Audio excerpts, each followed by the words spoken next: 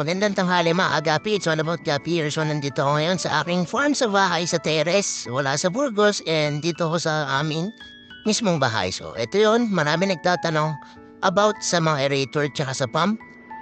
Kung meron ba daw ako o wala. Ayan, meron po yung iba ko. Yung iba naman, wala. Tulad dito mga tab, pero araw-araw ko siyang ginagalaw para mag-cycle yung tubig and bagalaw yung tubig. Hindi siya naka-stack lang na ganon. Para maging healthy ang water, iwas ammonia rin, may mga plants lahat para sila yung kumakain, no? Ammonia na nilalabas na galing sa mga isda yung mga poops.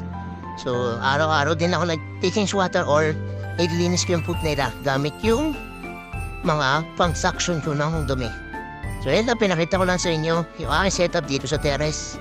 And para sa mga nagtatanong at po-comment, may message. Yan po, iba ko walang aerator, iba po meron. So, yun lang. Sinabi ko na sa inyo.